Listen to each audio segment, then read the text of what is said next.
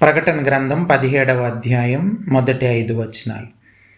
ఆ 7 పాత్రలను పట్టుకొని ఉన్న 7 దేవదూతలలో ఒకడు వచ్చి నాతో మాటలాడుచు ఇలాగు చెప్పెను, నీవెక్కడికి రమ్ము, విస్తార జలముల మీద కూర్చున్న మహావేశ్యకు చేయబడు తీర్పు నీకు కనపరచెదను.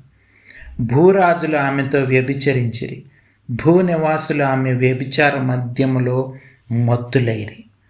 అప్పుడు అతడు ఆత్మవశుడునైన నన్ను అరణ్యమునకు కొనిపోగా, దేవదూషణ నామములతోను నిండుకొని 7 తలలను 10 కొమ్ములను గల ఎర్రని మృగము మీద కూర్చుండిన ఒక స్త్రీని చూచితిని. ఆ స్త్రీ ధూమ్ర రక్తవర్ణము గల వస్త్రము ధరించుకొని బంగారముతోనూ రత్నములతోనూ ముత్యములతోనూ అలంకరింపబడిందై ఏహ్యమైన కార్యములతోనూ తాను చేయుచున్న వ్యభిచార సంబంధమైన అపవిత్ర కార్యములతోనూ నిండిన ఒక సువర్ణ పాత్రను తన చేత పట్టుకొని ఉండెను. దాని నొసట దాని పేరు ఎలాగు వ్రాయబడి ఉండెను, మర్మము, వేశ్యలకును భూమిలోని ఏహ్యమైన వాటికిని తల్లి అయిన మహాబబులోను. ప్రార్థన చేసుకుందాం. ప్రేమ కలిగిన మా పరలోకపు తండ్రి, మీ ఘనమైన అతి పరిశుద్ధమైన నామానికి వందనాలు, స్తోత్రాలు ప్రభువా. ఉదయకాల సమయంలో మీ సన్నిధికి చేరి మిమ్మల్ని స్తుతించి మిమ్మల్ని ఆరాధించి కనపరచడానికి, వాక్యపు వెలుగులో మమ్మల్ని మేము పరిశీలించుకోవడానికి దయచేసిన మరొక గొప్ప అవకాశాన్ని బట్టి, మీ ప్రేమను బట్టి, వాత్సల్యతను బట్టి, విశ్వాస్యతను బట్టి మిమ్మల్ని స్తుతిస్తూ మిమ్మల్ని ఆరాధిస్తూ కనపరుస్తూ ఉన్నాం. ప్రభా యొక్క దినం ఈరోజు ప్రభువానైన వాక్యాన్ని ప్రభువానైన మేము అర్థం చేసుకోవడానికి, విని గ్రహించలోబడ్డానికి సహాయం దయచేయమని, ఈ పునరుద్ధాన దినాన్ని మా జీవితాల్లో ఆశీర్వాదకరంగా మార్చమని ప్రాధేయపడతా ఉన్నాం. అలాగే ప్రభువానైన ఆత్మీయమైన మేలులు పొందుకోవడానికి కృప చూపించమని ప్రాధేయపడతా ఉన్నాం. జీవం కలిగిన వాక్యాన్ని అంగీకరించడానికి, లోబడ్డానికి కృప చూపించండి. ప్రతి ఆటంకాన్ని, అంధకార శక్తిని లయపరచమని ఘనత, మహిమ, ప్రభావాలు మీకే ఆరోపిస్తూ యేసు ప్రభువారి అతి పరిశుద్ధమైన నామంలో ప్రార్థన అడిగి వేడుకొంచున్నాం తండ్రి. Amen, amen. ఒకసారి కొన్ని కుటుంబాలు కలిసి వనభోజనాలు వాళ్ళు ప్లాన్ చేసుకున్నారు. అయితే అందరూ ఒక్కొక్కరు వాళ్ళ ఇళ్లలో వంటలు చేసుకొని వచ్చి అక్కడ కలిసి భోజనం చేయడానికి నిర్ణయం తీసుకున్నారు.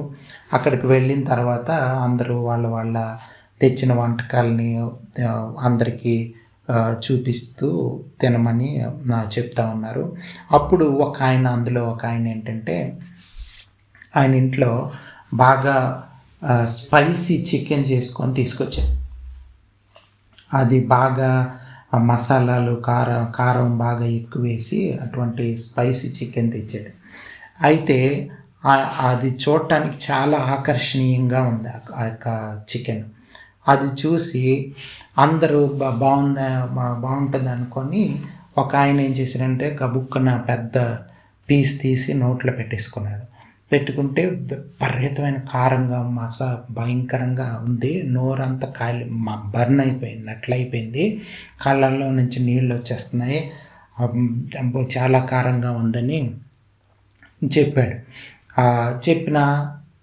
చెప్పినా సరే మిగతా వాళ్ళు ఏం చేశారు అంటే, కారంగా ఇతను ఎక్కువ తినేసాడు ఒకేసారి, అందుకే అయి ఉండొచ్చు అని ఒక్కొక్కరు చిన్న చిన్న పీసులు ట్రై చేస్తూ ఉన్నారు. అయినా సరే ఇంకా ఎంత చిన్న తీసుకున్నా సరే నోట్లో ఇలా పెట్టగానే బర్నింగ్ సెన్సేషన్ వచ్చేస్తుంది, అంత ఎక్కువగా ఉంది. అయినా సరే చివరికి ఆయన తెచ్చిన చికెన్ అంతా అయిపోయిందంట. సో ఇక్కడ మనం అర్థం చేసుకోవాల్సింది ఏంటంటే, ఎందుకు ఈ ఉదాహరణ మనం ప్రస్తావించుకున్నామంటే, ఇక్కడ చూడండి, ప్రకటన గ్రంథం 17వ అధ్యాయంలో చూస్తే బబులోను అనే ఒక పట్టణం, లేకపోతే ఆ పట్టణాన్ని ఒక స్త్రీతో పోలుస్తూ ఉన్నాడు. ఆ స్త్రీ చాలా ఆకర్షణీయంగా ఉంది. ఈ బబులోను స్త్రీ, ఈ ఆకర్షణలు, వేశ్యతో పోల్చడం, ఇవన్నీ దేనికి ఎవరికి సాదృశ్యంగా ఉన్నాయంటే, ఎవరిని రిప్రజెంట్ చేస్తున్నారంటే,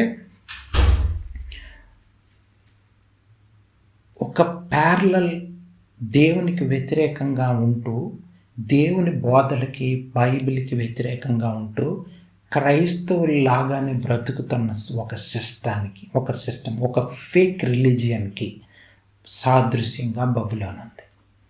ఇది మనం జాగ్రత్తగా అర్థం చేసుకొని మోసపోయే అవకాశం ఉంది, ఇటువంటి తప్పుడు మార్గంలో పడిపోయే అవకాశం ఉంది. ఇది మనం అర్థం చేసుకోవాలి. ఇది అర్థం చేసుకొని బయటపడాలి, రిపెంట్ అవ్వాల్సిన అవసరం ఉంది. అనేక మంది క్రైస్తవులు మోసపోయే అవకాశం ఉంది. యేసుప్రభు వారు ఏం చెప్పారంటే, క్రైస్తవ్యం అనేది ఒక ఇరుకు మార్గం, ఇరుకు ద్వారం. ఇది అనేక మంది ప్రవేశించలేరు.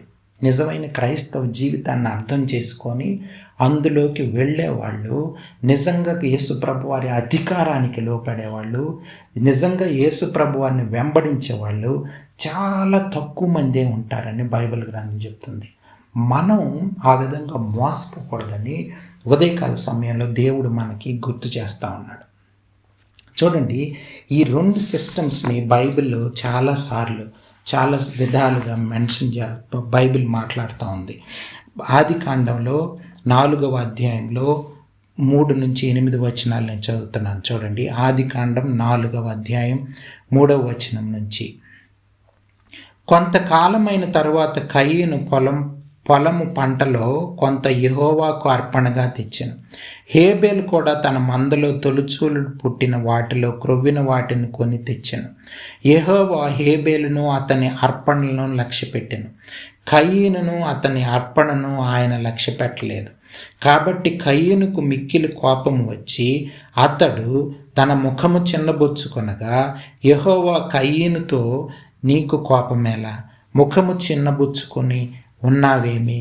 నీవు సత్క్రియ చేసిన ఎడల తల ఎత్తుకొనవా?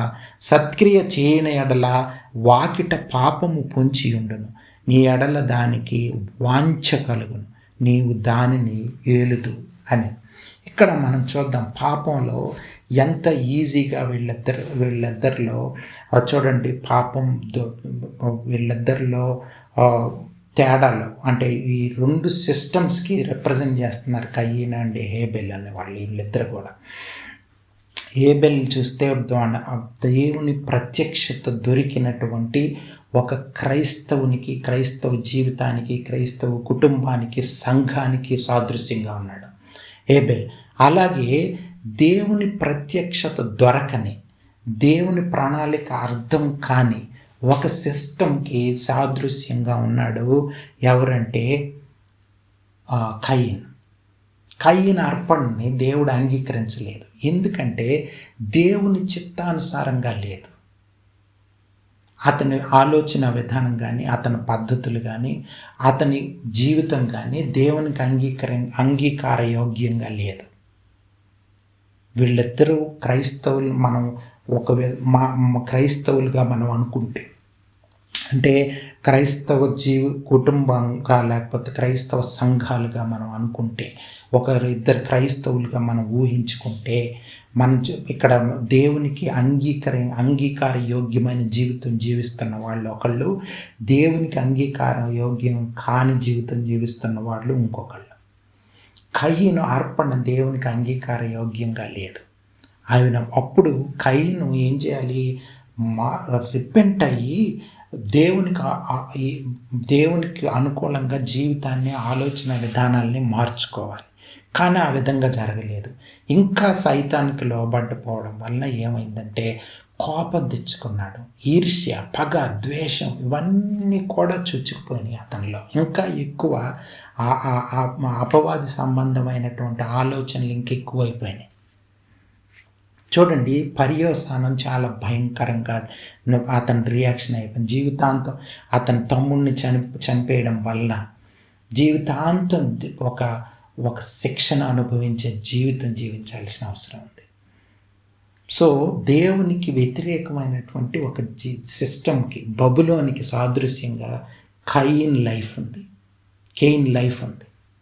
హేబెల్ లైఫ్ దేవునికి అంగీకార యోగ్యంగా ఉంది. చూడండి, మొట్టమొదటే హతసాక్షి అయిపోయాడు, మార్టైర్ లాగా అయిపోయాడు. అంటే దేవుని కోసం మరణం పొందాడు హేబెల్. సో ఇది మనం అర్థం చేసుకోవాలి. ఈ బబులోను ఏంటంటే దేవుని నిజమైన క్రైస్తవ జీవితానికి వ్యతిరేకం. వీళ్ళు చివరికి నిజమైన క్రైస్తవ జీవితం జీవిస్తున్న వాళ్ళని చంపేస్తారు. వీళ్ళు ఎవరు అన్యులు అంటే కాదు, లేకపోతే వేరే వాళ్ళు అంటే కాదు, మనలో ఉన్నవాళ్ళే. మీరు ఆలోచించండి, యేసు ప్రభు వారిని సిలువకు అప్పగించమని ఆయన కేకలు వేసి మరణశిక్షకు అప్పగించింది, సిలువ శిక్షకు అప్పగించింది ఎవరో తెలుసా? సొంత ప్రజలే, యూదులే. అది ఇక్కడ బబులోనికి సాదృశ్యం. వాళ్ళు చూడండి ఎంత పగ, ద్వేషం, ఈర్ష్య ఇవన్నీ పెట్టుకొని యేసు ప్రభు వారిని మరణశిక్షకు అప్పగించేశారు. ఇది బబులోన్ అంటే. బబులోన్ అంటే ఎక్కడా లేదు, మన మధ్య క్రైస్తవ సంఘాల్లోనే మనకు కనిపించవచ్చు, మనకు కనిపిస్తూ ఉన్నాయి కూడా ఈ రోజుల్లో. నిజమైన క్రైస్తవ జీవితం జీవిస్తున్న కుటుంబానికి, నిజమైన క్రైస్తవ జీవితం జీవిస్తున్న వ్యక్తులకి ఇటువంటి క్రైస్తవులు వ్యతిరేకం. తప్పుడు బోధలు చేసేవాళ్ళు, తప్పుడు విధానాల్ని ఫాలో అయ్యేవాళ్ళు, దేవునికి సంబంధం లేని జీవితం జీవిస్తూ క్రైస్తవులు అని చెప్పుకున్న వాళ్ళే ఈ బబులోనికి సాదృశ్యంగా ఉన్నారు. వీళ్ళ వలన నిజమైన క్రైస్తవ జీవితానికి, నిజమైన సంఘాలకి శ్రమలు వస్తాయి, ఇబ్బందులు వస్తాయి, ఇరుకులు వస్తాయి. సో ఇంకొకటి ఏంటంటే, ఇది చాలా ఆకర్షణీయంగా కనిపిస్తుంది. ఈ దేవునికి వ్యతిరేకమైన ఈ క్రైస్తవ జీవితం, క్రీస్తు కాని ఒక క్రీస్తుని వాళ్ళు పూజిస్తూ, దేవుని జీవితం కాని ఒక జీవితాన్ని వాళ్ళు చేస్తూ. చూడండి, ఇటువంటి సిస్టమ్స్ గురించి ఆ యొక్క కయీన్, హేబెల్ గురించి హెబ్రీలకు రాసిన పత్రికలో ఆ యొక్క 11వ అధ్యాయం 4వ వచనంలో మనం చదివితే రాసింది. చూడండి, అక్కడ విశ్వాసమును బట్టి హేబెలు కయీను కంటే శ్రేష్టమైన బలి దేవునికి అర్పించను. హేబెల్ జీవితం ఎట్లా ఉందంటే, హేబెల్ ఎట్లా జీవించాడంటే విశ్వాసాన్ని బట్టి దేవుని మీద ఆధారపడి నిర్ణయం తీసుకున్నాడు. ఎటువంటి అర్పణ అర్పించాలన్న దానికి దేవుని మీద ఆధారపడ్డాడు. కానీ కయీన్ అలాగా ఆధారపడలేదు. అందుకని దేవునికి అంగీకారయోగ్యంగా లేదు అటువంటి జీవితం. మనం కూడా ప్రతి నిర్ణయాన్ని, ప్రతి మాటని, ప్రతి నడవడికిని దేవుని అధికారం కిందకి మనల్ని మనం సమర్పించుకోవాల్సిన అవసరం ఉంది ఉదయకాల సమయంలో. అందుకే దేవుడి వాక్యాన్ని మనకు జ్ఞాపకం చేస్తున్నాడు. మనం బ్రైడ్ లాగా జీవించాలనుకుంటున్నారా? నిజమైన సంఘం లాగా జీవించాలనుకుంటున్నారా? లేకపోతే ఒక హ్యార్లెట్ లాగా, ఒక వేశ్యలాగా బ్రతకాలనుకుంటున్నారా? నిజమైన సంఘం గురించి ఒక మాట ఉంది చూడండి. ప్రకటన గ్రంథం 19వ అధ్యాయంలో చూస్తే 7-8 వచనాలు, 6-7-8 తెలుగులో కలిసి ఉన్నాయి, చదువుతున్నాను చూడండి. అప్పుడు గొప్ప జనసమూహపు శబ్దమును, విస్తారమైన జలముల శబ్దమును, బలమైన ఉరుముల శబ్దమును పోలిన ఒక స్వరము సర్వాధికారియు ప్రభువును అగు మన దేవుడు ఏలుచున్నాడు, ఆయనను స్తుతించుడి, గొర్రెపిల్ల వివాహోత్సవ సమయమును వచ్చుచున్నది, ఆయన భార్య తన్ను తాను సిద్ధపరచుకొని ఉన్నది కనుక మనం సంతోషపడి ఉత్సహించి ఆయనను మహిమపరచదమని చెప్పగా వింటిని. మరియు ఆమె ధరించుకొనుటకు ప్రకాశములను నిర్మలములనైన సన్నపు నార బట్టలు ఆమెకి ఇయ్యబడిను, అవి పరిశుద్ధుల నీతి క్రియలు. ఇది నిజమైన సంఘం కదా. నిర్మలమైన బట్టలు అంటే ఏంటి? దేవుని యొక్క నీతి, ఎవరైతే పరిశుద్ధులు యొక్క నీతి క్రియలు, దేవుని యేసుప్రభు వారి యొక్క నీతి మనకు ఆపాదించబడిందో, ఆ ఆపాదించబడిన నీతిని బట్టి వాళ్ళు జీవించారో, ఆ నీతి క్రియల అన్నీ వస్త్రంలాగా ఒక నిర్మలమైనటువంటి మంచి బట్టల్లా కనిపిస్తూ ఉన్నాయి. అంటే ఏంటి? పరిశుద్ధమైన జీవితానికి సాదృశ్యంగా ఉంది నిజమైన సంఘం. నిజమైన సంఘంలో ఉంటున్న వాళ్ళు, సార్వత్రిక సంఘంలో నిజంగా రేపు పొద్దున యేసు ప్రభు వారిని 2వ రాకడలో ఎదుర్కొనే ప్రజలు వేరేగా ఉన్నారు. ఆలోచించండి, ఈ రోజుల్లో భయంకరంగా తప్పుడు బోధకులు ఈ యొక్క రోజుల్లో విపరీతమైపోతూ ఉన్నారు. అందరు కూడా దేవునికి వ్యతిరేకమైన బోధలు చేస్తూ యేసు ప్రభు వారి కాని ఒక క్రైస్తుని చూపిస్తూ ప్రజల్ని మోసం చేస్తున్న వాళ్ళు అనేక మంది ఉన్నారు. మొదటి శతాబ్దంలో యూదులే అనేక మంది యూదులు క్రైస్తవులుగా మారిన యూదులు అనేక మంది క్రైస్తవులకి ఆటంకంగా ఉన్నారు. వాళ్ళని దేవుడి నుంచి దూరం చేసే వాళ్ళుగా ఉన్నారు. వాళ్ళని ఆకర్షణలు చూపించే వాళ్ళుగా ఉన్నారు. వాళ్ళు ఆకర్షింపబడేటట్లు చేసి వాళ్ళని మోసం చేసి దేవునికి వ్యతిరేకంగా మార్చేసే బోధకులు అనేక మంది ఉన్నారు. ఎందుకంటే ఆ ఆకర్షణలు అలాగ ఉన్నాయి. చూడండి, మీకు ఏం కావాలి, మీకు ధనం కావాలి దేవుడు ఇస్తాడు, సంతానం కావాలి దేవుడు ఇస్తాడని వాళ్ళని ఆకర్షించుకొని తప్పుడు బోధనలను వాళ్ళకు బోధించి నిజమైన క్రైస్తవ జీవితం తెలియకుండా దేవుని అధికారానికి లోబడకుండా చేసేస్తారు. ఇది భయంకరం. మనం ఆలోచించాల్సిన అవసరం ఉంది. మనం కూడా మోసపోయే అవకాశం ఎంతైనా ఉంది. కాబట్టి మనం మన జీవితాల్ని మార్చుకొని రిపెంట్ అవ్వాల్సిన అవసరం ఉంది. ఈ 2 సిస్టమ్స్ మనలోనే ఉన్నాయి, మన సంఘాల్లోనే ఉన్నాయి. ఈ బబులోను వేశ్య హ్యార్లెట్ లైఫ్ ఉంది, బ్రైడ్ లైఫ్ ఉంది. ఏది కావాలి మనకి? ఈ 2 సిస్టమ్స్ మనం అర్థం చేసుకొని రిపెంట్ అయ్యి నిజమైన క్రైస్తవ జీవితం జీవించడానికి తీర్మానించుకోవాలి. ప్రతి దానికి దేవుని మీద ఆధారపడే వాళ్ళకు ఏ పౌలు భక్తుడు ఇటువంటి వాళ్ళ మీద కన్సర్న్ చూపిస్తూ ఆయన ఒక మాట కొరింథీయులకు రాసిన 2వ పత్రికలో 11వ అధ్యాయం 2వ వచనం నేను చదువుతున్నాను చూడండి. అక్కడ ఆయన కన్సర్న్ చూపిస్తూ ఉన్నాడు. మోసపోతారు క్రైస్తవులు అని చెప్పి, ఆకర్షణలకు లోనైపోతారని. దేవాసక్తితో మీ ఎడల ఆసక్తి కలిగి ఉన్నాను. 2 Corinthians 11:2. దేవాసక్తితో మీ ఎడల ఆసక్తి కలిగి ఉన్నాను. ఎందుకనగా పవిత్రురాలైన కన్యకనుగా ఒక్కడే పురుషునికి అనగా క్రీస్తుకు సమర్పింపవలనని మిమ్మను ప్రధానము చేసి తిని గాని సర్పము తన కుయుక్తి చేత హవ్వను మోసపరిచినట్లు మీ మనస్సులను చెరుపుబడి క్రీస్తు ఎడలనున్న సరళత నుండి పవిత్రత నుండి ఎట్లైనను తొలగిపోవునేమో అని భయపడుచున్నాను.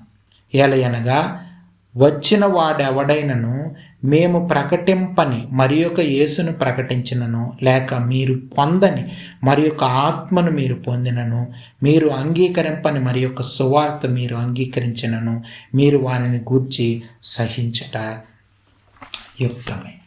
మనం అర్థం చేసుకోవాల్సింది ఏంటంటే ఈ విధంగా మోసపోతారని చెప్తున్నాడు. ఎలాగంటే క్రీస్తు సువార్తని ట్విస్ట్ చేసేస్తారు, మార్చేస్తారు.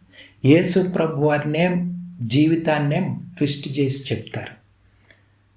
అలాగే పరిశుద్ధాత్మ దేవుణ్ణి ట్విస్ట్ చేసేసి వేరొక ఆత్మను సృష్టిస్తారు. అంటే పరిశుద్ధాత్మ దేవుడు అంటే ఏంటన్నది మనకు తెలియకుండా చేసేస్తారు. సత్యం, నిజమైన పరిశుద్ధాత్మ దేవుడు మనల్ని పరిశుద్ధీకరిస్తాడు. యేసు ప్రభు వారిని గురించి, జీవితాన్ని గురించి, నిజమైన జీవితాన్ని గురించి మనకు చెప్తాడు. కానీ ఈ రోజుల్లో మీరు చూడండి, పరిశుద్ధాత్మ దేవుణ్ణి తప్పుడుగా ప్రొజెక్ట్ చేసేవాళ్ళు, తప్పుడుగా చూపించేవాళ్ళు, ఒక పెద్ద పెద్ద కేకలు అరుపుల్లాగా చూపించేవాళ్ళు, కింద పడి కొట్టుకునేటట్లు చూపించేవాళ్ళు, రకరకాలుగా ఇలాగ ట్విస్ట్ చేసి చూపించి, అంటే ఇవన్నీ ప్రజలకు ఆకర్షణీయంగా ఉన్నాయి. తప్పుడు సాక్ష్యాలు చెప్పడం, ఇవన్నీ కూడా భయంకరమైన బబులోనుకు, ఒక భయంకరమైన వేశ్యకు అటువంటి భయంకరమైన వేశ్యలాగా దేవుని దృష్టిలో వీళ్ళు కనిపిస్తాను. మనం ఎవరం? హ్యార్లెట్టా, బ్రైడా? మనం అర్థం చేసుకోవాలి.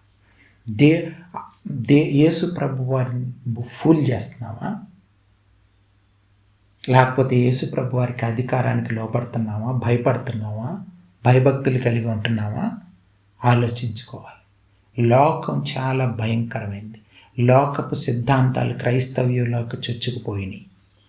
క్రైస్తవులే లోకానుసారంగా బ్రతుకుతున్న వాళ్ళు అనేక మంది బోధకులు, అనేక మంది లోకానుసారంగా ధనానికి, ఐశ్వర్యానికి లొంగిపోయి దేవునికి వ్యతిరేకమైన ఒక వ్యభిచరించేటటువంటి జీవితం జీవిస్తున్న బోధకులు, అటువంటి విశ్వాసులు, అనేక మంది విశ్వాసులను చెప్పుకుంటున్న వాళ్ళు, బోధకులను చెప్పుకుంటున్న వాళ్ళు అనేక మంది ఉన్నారు. వాళ్ళు నిజంగా దేవుని బోధకులు కాదు. వాళ్ళు నిజంగా దేవుని యొక్క దేవుని మీద ఆధారపడే వాళ్ళు కాదు. దేవుని పేరు చెప్తూ వేరొక సువార్తను ప్రకటిస్తున్నారు, వేరొక బోధలు చేస్తున్నారు. ఇది మనం అర్థం చేసుకొని మన జీవితాలు మార్చుకోవాల్సిన అవసరం ఉంది. యేసుప్రభు వారి జీవితం ఇరుకు మార్గం, ఇరుకు ద్వారం. మత్తయి సువార్తలో మనం చూస్తే ఆ మాటలు మనం గమనించవచ్చు. మత్తయి సువార్తలో చూడండి, మత్తయి సువార్త 7వ అధ్యాయం.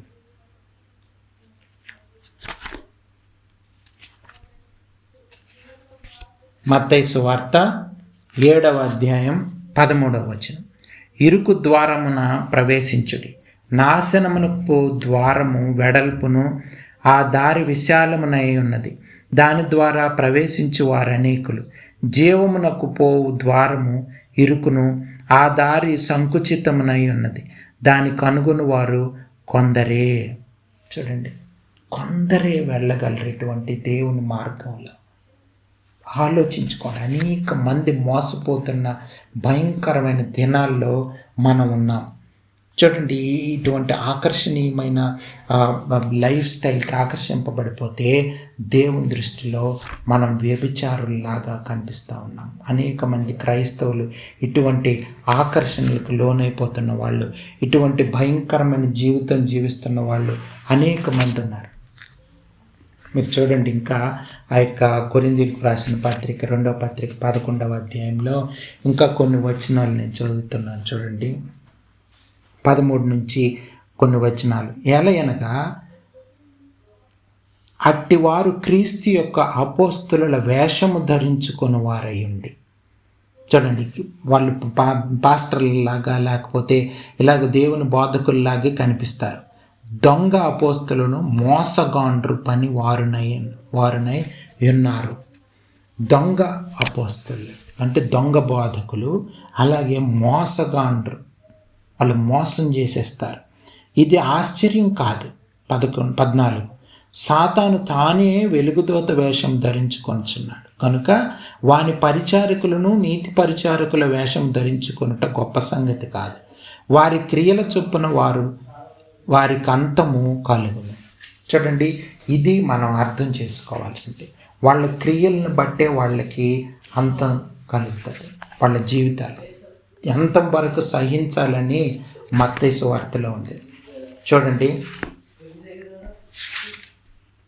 మత్తయి సువార్త 24వ అధ్యాయం. మత్తయి సువార్త 24వ అధ్యాయం 11, 12, 13 వచనాలు చదువుకుందాం. మత్తయి సువార్త 24వ అధ్యాయం 11, 12, 13. అనేకులైన అబద్ధ ప్రవక్తలు వచ్చి పలువురిని మోసపరచును. అక్రమము విస్తరించుట చేత అనేకుల ప్రేమ చల్లారును. అంతము వరకు సహించువాడే రక్షింపబడును. చూడండి, ఎంత హెచ్చరికలు దేవుడు ఉదయకాల సమయంలో దయచేస్తున్నాడు. అనేకులైన అబద్ధ ప్రవక్తలు వచ్చేస్తారని దేవుడు ముందుగానే మనకి హెచ్చరిస్తున్నాడు. వాళ్ళందరూ మోసం చేస్తారు. అనేక మంది తప్పుడు బాధకులు ఈ రోజుల్లో దేవుని ప్రజల్ని మోసం చేయడానికి పూనుకున్నారు. సైతాను కింద బ్రతుకుతున్నారు. అంధకార శక్తుల చేత నడిపించబడుతున్నారు. అనేక మంది విశ్వాసులు అని చెప్పుకునే వాళ్ళు, అనేక మంది వాళ్ళని వెంబడించే వాళ్ళు ఉన్నారు. ధనానికి లోబడిపోతున్న వాళ్ళు, ఐశ్వర్యాలకి లోబడిపోతున్నాం. అనేక మంది ఈ రోజుల్లో ఇటువంటి భయంకరమైన బబులోనికి సంబంధించిన వాళ్ళు ఉన్నారు. ఇటువంటి భయంకరమైన వేశ్యలాగా బైబిల్ చిత్రీకరిస్తున్నటువంటి, బైబిల్ చూపిస్తున్నటువంటి జీవితం జీవిస్తున్నటువంటి వేశ్యలు అనేక మంది ఉన్నారు. మనం అటువంటి కోవలోకి వెళ్ళిపోయే అవకాశం ఎంతైనా ఉంది. మనం అటువంటి వాటిలోనే ఉండొచ్చు కూడా. అటువంటి సంఘాల్లో అటువంటి బోధకుల బోధలు వింటూ బ్రతుకుతున్న వాళ్ళు కూడా ఉండొచ్చు. కానీ మన ఉదయకాల సమయం దేవుడు మనల్ని హెచ్చరిస్తున్నాడు. మన జీవితాలు మార్చుకోవాల్సిన అవసరం ఉంది. ఈ బబులోను సిస్టమ్ నుంచి బయటపడి నిజమైన క్రైస్తవ జీవితం, నిజమైన పెండ్లి కుమార్తెలాగా మనల్ని మనం దేవునికి సమర్పించుకొని తయారవ్వాల్సిన అవసరం ఉందండి. అర్థం చేసుకోండి. ఎందుకంటే భయంకరమైన చివరి దినాల్లో మనం ఉన్నాం. ఈ మోసం చాలా ఎక్కువగా జరుగుతున్న దినాల్లో. ఎందుకంటే అనేక మంది క్రైస్తవులు అనుకుంటున్న వాళ్ళే, అనేక మంది దేవుని బోధకులు అనుకుంటున్న వాళ్ళే, మేము మంచి జీవితం జీవిస్తాం అనుకుంటున్న వాళ్ళే బబులోనులో ఉన్నారు ఈ రోజుల్లో. యేసు ప్రభు వారికి వాళ్ళకి ఏమి సంబంధం లేదు. యేసు ప్రభు వారికి జీవితానికి వాళ్ళకి ఏం సంబంధం లేదు. సువార్తకి వాళ్ళకి ఏం సంబంధం లేదు. పరిశుద్ధాత్మ దేవునికి వాళ్ళకి ఏం సంబంధం లేదు. పరిశుద్ధాత్మ దేవుని పేరే చెప్తారు, దేవుని వాక్యమే చెప్తామంటున్నారు. అలాగే దేవుని చేత దేవుని జీవితాన్నే చూపిస్తున్నామని చెప్తారు, క్రైస్తవ జీవితం అని చెప్తారు. చాలా చాలా భయంకరంగా ఈ దినాలు ఉన్నాయి, భయంకరంగా ఉన్నాయి. సైతాన్ ఆటంకాలు భయంకరంగా ఉన్నాయి. మన జీవితాలను మార్చుకోవాల్సిన అవసరం ఉంది. దేవుణ్ణి అర్థం చేసుకోవాల్సిన అవసరం ఉంది. నిజమైన క్రైస్తవ జీవితాన్ని, యేసు ప్రభు వారి జీవితాన్ని స్టడీ చేయండి, బైబిల్ని అర్థం చేసుకోండి. దేవుని యొక్క జీవితం ఎలాగుంది, యేసు ప్రభు వారు ఎటువంటి జీవితం జీవించి చూపించారు, ఆయన అధికారానికి మనం ఎందుకు సమర్పించుకోవాలి, దేవుని చేత ఎందుకు నడిపింపబడాలి, పరిశుద్ధాత్మ దేవుని వరం మనకి ఎందుకు ఇచ్చాడు, పరిశుద్ధాత్మ దేవుడు ఎందుకున్నాడు మన హృదయాల్లో,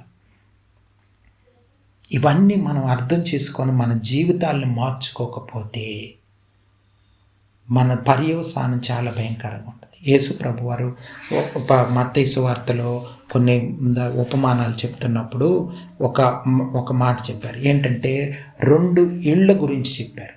ఈ 2 సిస్టమ్స్ని రిప్రజెంట్ చేసే 2 ఇళ్ళు, బ్యాబిలోన్ సిస్టమ్ని, అలాగే నిజమైన బ్రైడ్ని, హ్యార్లెట్ని చూపించే సిస్టమ్స్ని. హ్యార్లెట్ని చూపించే సిస్టమ్ బ్యాబిలోన్, అలాగే న్యూ జెరూసలేం అన్నది, నిజమైన నూతన యెరూషలేం అన్నది దేవుని పెండ్లి కుమార్తె సాదృశ్యంగా ఉంది. ఇది మనం అర్థం చేసుకోవాలి. అర్థం చేసుకున్నప్పుడు ఈ 2 ఇళ్ళు ఎలాగున్నాయంటే, ఒకటి ఇసుక మీద కట్టిన ఇల్లు, పునాది లేదు, దాని పతనం భయంకరంగా ఉంటుంది.